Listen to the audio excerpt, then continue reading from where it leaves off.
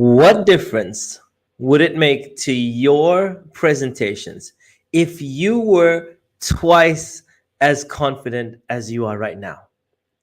How would your presentations be perceived if you were twice as confident as you are right now? First of all, ladies and gentlemen, welcome to another episode of Unconscious Communication Secrets with myself, Muneer. And today we're talking about confidence, how you can speak and communicate with extreme confidence. So let's get started. I want to first of all start off and share. I want you to imagine if you were going to say that, you know what, I just don't have a sandwich. Well, it's pretty easy to solve that problem. All you need is the right ingredients, and then, you can make a pretty basic sandwich by putting a few ingredients together, or you can make a more elaborate one by putting a few more ingredients together. And I think that's the same when it comes to speaking with confidence. Like, ultimately, the reason people say they don't have confidence, but they can solve it by just getting the right ingredients, putting them together, and then they can get so much more out of that. So, hey, Mary, great to see you. Always a pleasure to see you. Thanks for tuning in. So today we're talking about how to speak powerfully with confidence in public. And I'm redoing this video for those of you that saw it previously. We had a couple of tech issues, but so we're talking about how do you speak with confidence in public. And here's something that I want you to appreciate. Confidence is critical. You see, it's critical for you to get further, faster in your career, in your life. I mean, if you have a business, or if you are wanting to get further and grow in the ranks in your job, for example, confidence is critical. It's where the bills kind of come in. Like, you want to get paid more, you communicating very confidently is very key to that. Now, and you will impress more people, and basically you'll just rid yourself of stress. I know, like, if I've been on the other side, by the way, and I've felt what it's like to be unconfident, to have those fears, to be worried about a presentation for a long time, and you just have so much less stress when you have confidence. And so I believe it's so critical. It's so critical to communicating effectively, for getting further faster than ever before. And so, and I want you to know one thing. When I was growing up, I was the opposite of confident. When I was growing up, I was this shy, awkward, and kind of bullied kid. And I couldn't speak to one girl, let alone a few people in a room. I'd go to different events and I'd be standing on the sideline, just wishing that I could be kind of a part of something. And growing up, I kind of grew out of that phase, but I always had a lot of lingering self-esteem issues. When I did start to speak in public, I joined Toastmasters, for example, and I started to slowly grow my skills of speaking. And I choked on stage. I've got videos of me choking on stage multiple times because I had such crazy nerves. I had such worry about what are people thinking, what's gonna happen.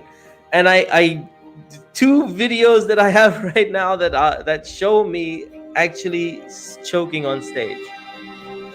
I had an opportunity once to get my dream job, and like the CEO just said, hey, you can request whatever department that you guys want to work in, when I was a trainee.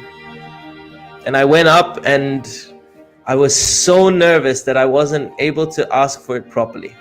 And I lost out on an opportunity of a lifetime because I was unable to communicate effectively, because I was nervous, because I didn't have the confidence. And what I want to say to you is, I know, because I've trained myself to be confident. I've um I trained myself to become the skills that I'm going to be sharing with you today, these 12 keys, these 12 steps to becoming more confident, to speaking more confidently, are things that I've used, that I've trained myself, and I continue to train myself. Right now, I can speak like it's crazy how I am right now to where I was before. And so I've trained myself to be confident, and I know that you can too.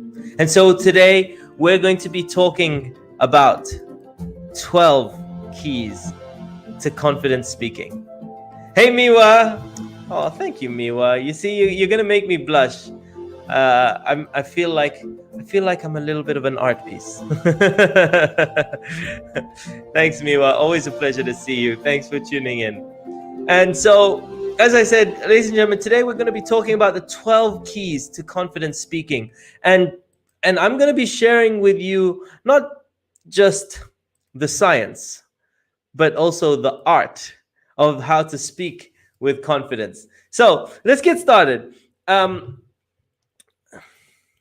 So let's talk about number one. Communicate confidence. And now and you're like, okay, you know what? When I talk about communicating confidence, I'm talking about how does your audience perceive you as being confident? And it doesn't matter how you feel inside. First step is you want to communicate that you are confident. And how do you do that? Well, for example, when people come up on a stage and they start to speak, one of the first things that a nervous person will do is maybe they'll have their hands in their pocket, and they'll shift from side to side. And if you imagine my feet, they're kind of going like this. And what happens is that communicates being nervous. However, if you come out and you step out on the stage and you plant your feet, plant them solid in the ground, especially for your opening, for your start, plant your feet, stand up tall, and say something. That communicates confidence. You may not feel very confident inside, but initially, if you just start by planting your feet, number one, it will communicate confidence to your audience. So you force yourself to not move, not just plant your feet and deliver the line. Now, a lot of speakers will tell you you have to move around your stage, and yes, you do. However, what you do is you do it with intention. So what I mean is, for example, I'll start over here and I'll speak, and then I'll go over here and I'll tell a bit of a story around this area. And then I might move back and then plant my feet and speak again. And then I might move over here and tell another bit of a story. On a stage, of course. But what's happening is you're planting your feet so that you communicate confidence. And what's crazy is when you start to communicate confidence, when you are starting to communicate confidence to other people, but also you're subconsciously communicating confidence to yourself. And so you start to feel more confident because you are portraying confidence. And also the audience starts to see you as confident, and they start to relax, which allows you to relax. So it's a beautiful cycle that starts to grow. So number one is communicate confidence. And that's by your posture. How do you stand? How do you move between the different things that you're talking about? And what you'll find is your audience will like it. Your audience will truly enjoy your talk so much more. So, all right, so that's number one, communicate confidence. Now, number two, be extremely aware of what is nervous. Now, what does that mean? First of all, I want you to, when we get nervous, when somebody is in a bad state, typically they aren't aware of what's going on in their mind. I want you to imagine like taking a step back as a detective, and you want to look at, okay, when you get nervous, that is equal to saying this to yourself, or a feeling. Where are you feeling it in your body? What what are you visualizing? You see, so many people want to get a result, but they aren't sure of where they're at right now. We want to get so clear on what is nervous to you. Okay, so there's three ways that we think. Okay, we visualize things, as in we see things. So we might imagine. Some people might imagine an audience booing them. Oh no! Like in their head, they might be saying all these nasty things, and you're like, you got to figure out, like you're saying, oh my god, you're gonna suck, people aren't gonna like you, and da da da da da. And you're like, Say what? and then you're saying all these really nasty things, and so you start to get feeling real anxious. But what are those things that you're saying to yourself? You want to be aware of it.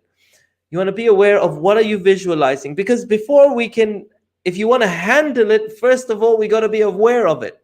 So, and then what feelings, or how are you using your body when you're nervous? Are you shifting from side to side? Are you twiddling your hands, etc.? Be aware, because awareness is so powerful in terms of getting an understanding of where you're at. And then, well, let's start to take control. Let's start to take control. So that's step number 3. Step number 3 is, you know, let's, first of all, imagine that you've been running on autopilot, right? Your mind's been running on autopilot all this time. Now it's time to get in the pilot seat. It's time to take control. You are in control of your destiny. You take control of the pilot, of this ship, of the direction that your mind is going in. And so you figured out, what are you saying to yourself?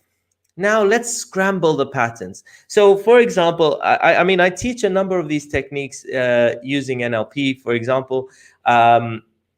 And it's just understanding the quality of the thoughts. What are you saying to yourself? And then we scramble it so that it never feels the same again. And there's a number of different techniques that we can use to scramble. For example, if you constantly say to yourself, you suck, what if I'm not good enough? What if I suck? What if I fail? If those are things that you say to yourself, I give you a couple of patterns. Now I know this is going to sound crazy, but one of the things that I would do is get yourself to start making fun of that voice. So, what if I'm not good enough? What if I fail? And I'll get you to imagine talking like that, like, or say it out loud multiple times. And what happens is you start to laugh at that voice. You stop taking it seriously. You stop taking that thought seriously.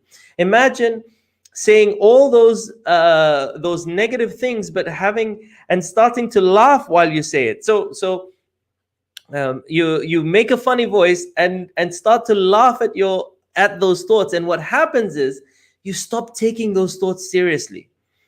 It sounds crazy, but I urge you to try it. Like, this is, if you do what you've always done, you'll keep getting what you always got. In order to get new results, I want you to try new things, and this is such a powerful technique. So I'll give you an example. So, what if I'm not good enough? What happens is people say that to themselves in a very powerful voice, right? They say, what if I'm not good enough? What if I fail? What if I fail? But instead, imagine I use the Mickey Mouse voice and I start to go, and with a bit of laughter, and I go, what if I'm not good enough? What if I fail? No, What if I fail? What if I'm not good enough? What if I fail? What if I fail? What if I fail? What if I'm not good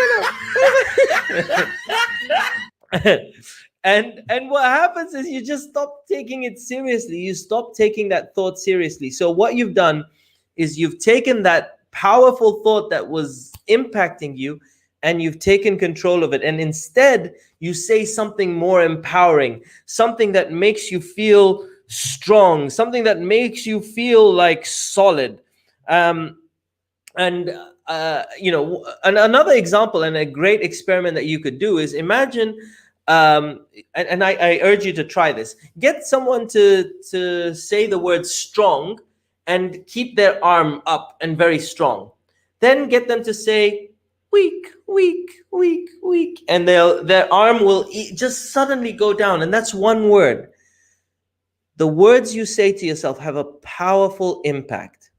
So start saying positive things and start saying it with strength. Because even if I did the word strong, strong, strong, I say it strong, but then I go strong, strong, strong. Your arm, you can push someone's arm so down so easily.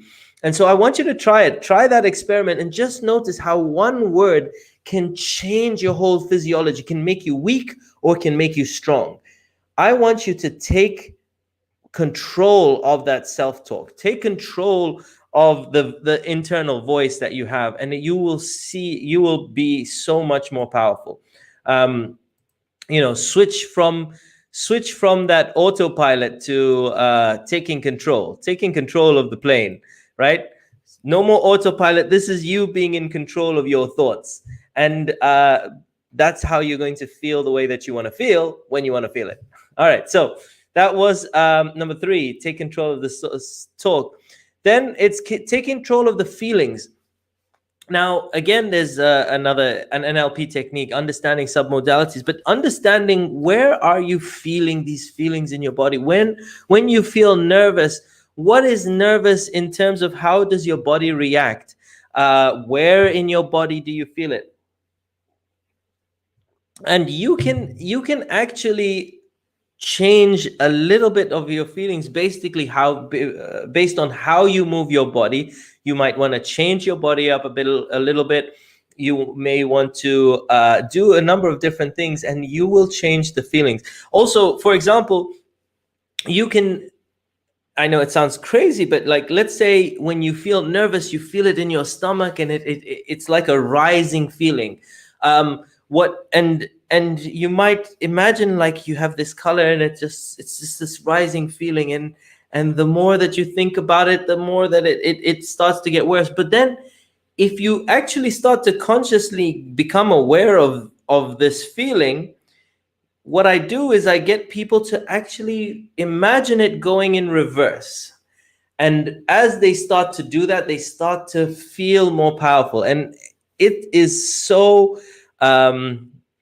such a powerful tool, just understanding where you feel things, how you feel them, and reversing them. So take control of the feelings that you feel inside your body. Another great thing to do is imagine when you're nervous, where do you feel it, and then give it a color.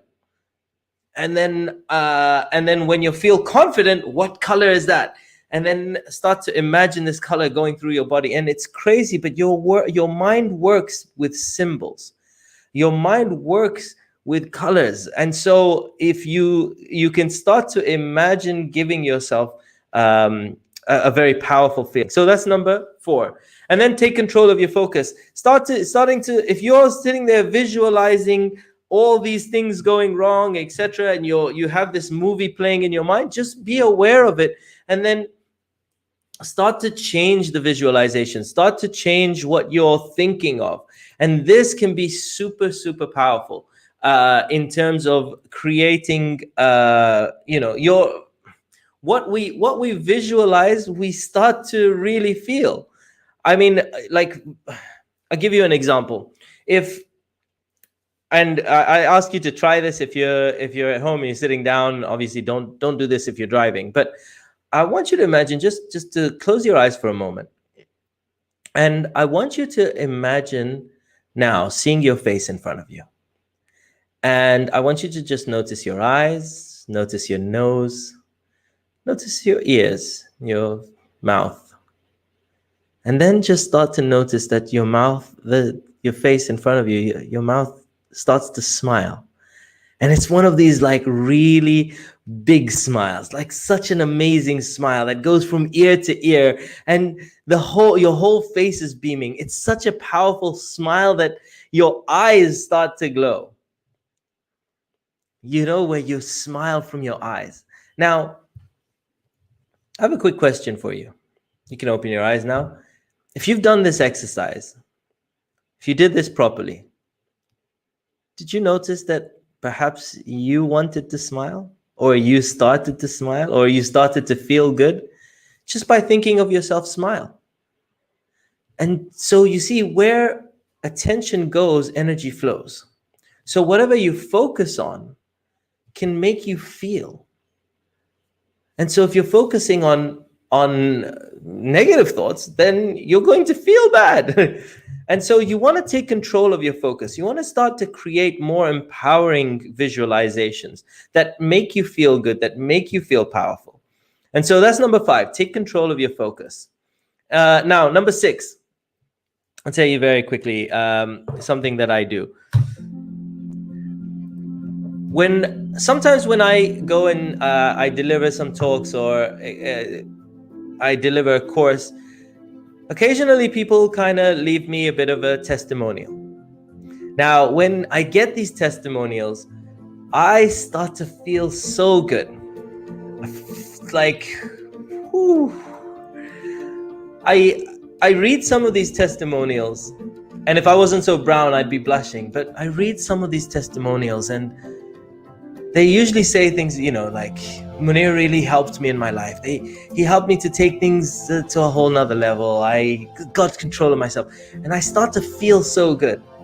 And I want to capture that feeling. So this is a bottle of citrus oil, just a citrus oil blend.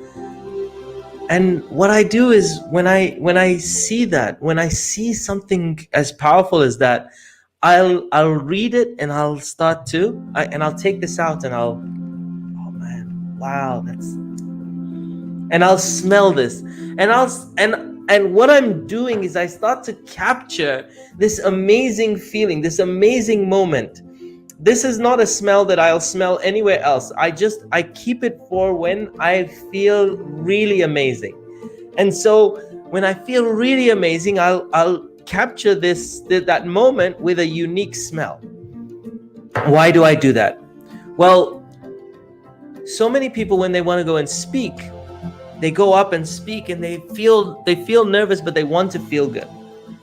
When I go and speak and I'm nervous, I need to be reminded of all the positive things, all the good things that are happening in my life. And so I take out this citrus blend and I smell it, and all of a sudden, boom, my mind reminds me of all the powerful things, all the great moments in my life, all the goodness. And I feel powerful, I feel strong, and then I can deliver from that point. This is so powerful. I mean, you've experienced it in your life where you're walking somewhere, you hear a song, and it reminds you of that special someone or something like that. Why? Because we can have triggers that remind us of certain things if the trigger is unique. And so I want you to, step number 6 is anchoring yourself to powerful states. And again, this is an NLP technique, where it's called anchoring, but you anchor yourself to powerful states, and it's so powerful. It's like Super Mario, like in the game where Super Mario, he runs, he jumps, he gets the star, and then boom, he becomes invincible. Nothing can stop him. And that's what an anchor can do. When you access a powerful state, nothing can stop you. And so it's very, very powerful. So that's in step number 6. Step number 7, train your confidence muscle daily. What do I mean by that? Well, confidence is ultimately a muscle, okay? Confidence is a muscle, and you can train this muscle every single day. So for example, doing something called a power pose. And now a power pose is a technique that where you stand and where your physiology creates confidence. And it's been scientifically proven. There are a couple of TED Talks by Amy Cuddy that shows this principle. But ultimately, when you stand in a very powerful stance, like a superhero, okay? Like a superhero, and you stand there in a very powerful stance, sort of with your legs apart, your shoulders, your hands on your hips, and look up. And you stand there for a few minutes. What happens is your cortisol levels, which is your stress hormone, cortisol levels go down. Your testosterone or your confidence goes up. Why? Because our emotions can create our physiology, right? Our emotions. So when we feel sad, then our body shows that we're sad. But at the same time, or when we're happy, our body then shows that we're happy and we go, yes. But the opposite is also true. If you stand like this and you go, yeah, all of a sudden, if you do this for about between about 2 to 5 minutes, and you do this, all of a sudden your body, because you're doing it with your body, it tells your mind that you are happy, you are confident. Okay, and so your body can create your emotions. And if you do it very frequently, you start to train confidence. You train your body to create confidence. You train your confidence muscle daily. And that is very, very powerful. So that's step number 7. Train your confidence muscle daily. And one of the coolest, so there's a couple of techniques. There's the champion pose. There's the champion pose. And then there's also the superhero pose. And the superhero pose is ultimately you know, where you stand there, your head is looking up, your chest is out, your hands are on your hips, and your legs are apart, and you just stand there. And what happens is you start to feel confident. It's very, very powerful. So scientifically proven to make you feel more confident. So, all right. So that's number 7. Train your confidence muscle daily. Number 8. Competence equals confidence. Now, here's what that means. The more that you do something, the more that you practice, the more confident that you're going to be. Imagine for a moment that you went to some rural village, and they look at you and they're like, wow, shoes with laces. And someone comes to you and says, I will give you $5,000 if you can show me that you can tie these laces. You'll be like, what? You know, like, say what? Show me the money. Right? You'll be like, will you feel nervous? Will you be like, oh, but I don't know if I can perform. I don't know if I can do this. I don't know if I mean, I'm guessing that you can tie your laces. Like, I hope so. Right? But would you be like, I don't know. I you know, I've never done this before. I don't know if I can tie laces. No, you'd be like, okay, I got this. I can tie my laces for sure.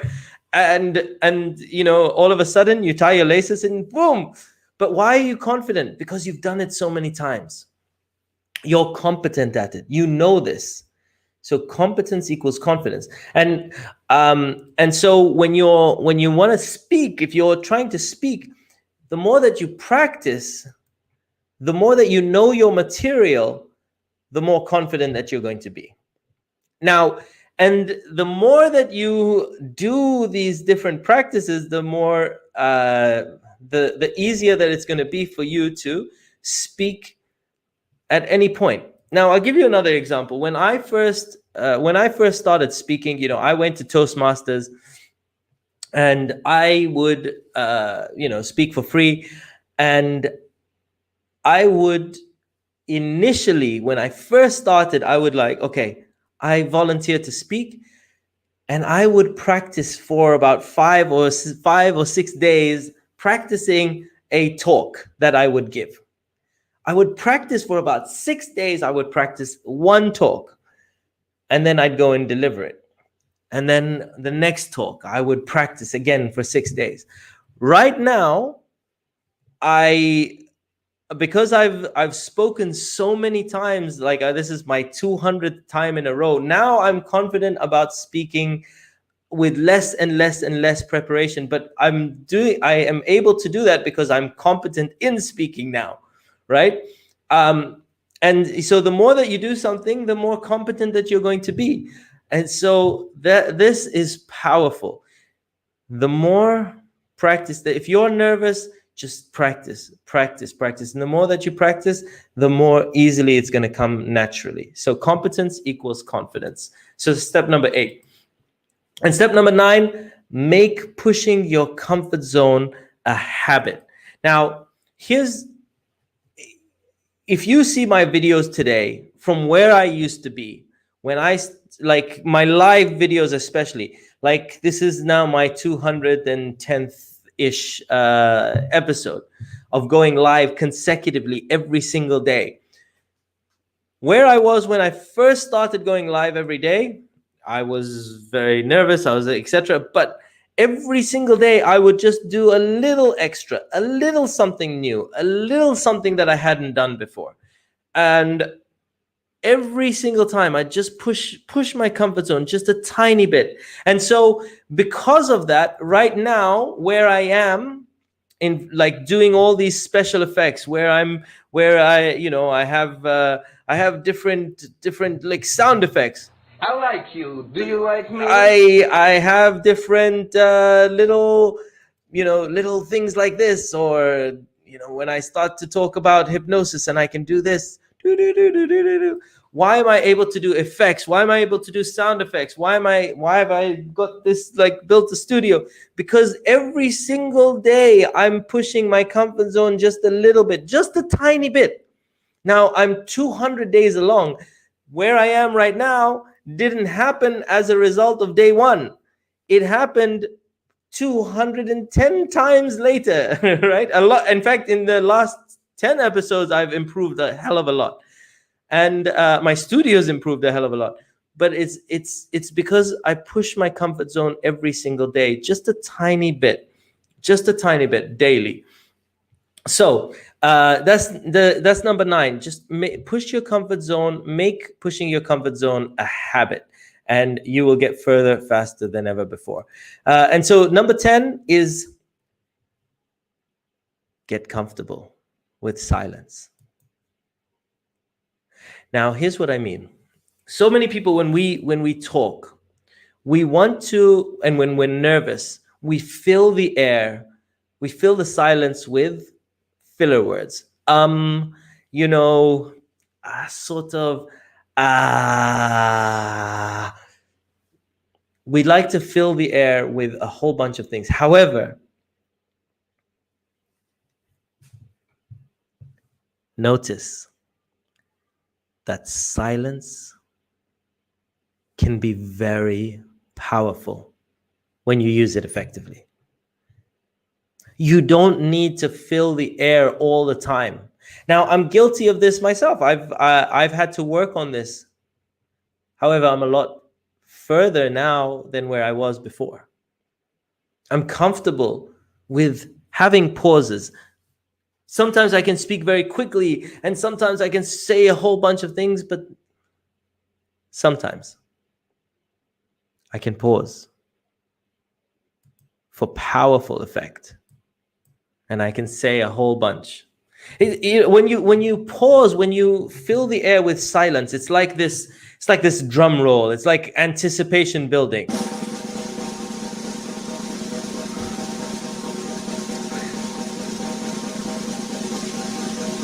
And then you talk, and it's a great way to build anticipation with your audience. And when you fill it with sounds, sometimes it can take away from that effect. So number 10, get comfortable with silence. Number 11, take your time. Don't rush. Now, here's the challenges. Sometimes people are like, okay, I need to get going. Let's get ready. I want to talk. And when we're nervous, we want to just like we want to talk. And then sometimes like our voice, our thoughts can't keep up with the things that we're trying to say. So just take your time. Even if you're nervous, especially if you're nervous, when you take your time, you allow your mind to access thoughts. You allow your mouth to keep up with your mind. And so you come across more clearly. You can say a lot more things. And as a result, your audience is going to like you a whole lot more. I like you. Do you like me? It's I like you. I like it very much. It's very nice. So your audience is going to like you so much more, and they're going to enjoy hearing your presentation so much more when you take your time. So take your time, don't rush. That's number 11. And number 12, smile. Smile. There's so many reasons that when you smile, it's so powerful. And I'm talking about a nice smile, not a why so serious. No, I'm talking about a nice smile. And there's so many powerful things when you smile. Let me hold on. When you smile, your audience feels comfortable. When you're nervous, your audience will feel nervous. Well, when you're uncomfortable, your audience will feel that uncomfort and they'll get uncomfortable. When you smile, your audience feels at ease. And when your audience feels at ease, you begin to feel at ease. You begin to feel more comfortable. Also, when you smile, you automatically, even within your body, you start to reduce those stress hormones. You start to increase the happy hormones, which makes you more comfortable, makes you more confident, makes you communicate better, more confidently. And so smiling is so powerful in terms of getting things across. So today, this was our episode. And the phrase that pays, you don't have confidence, you do confidence.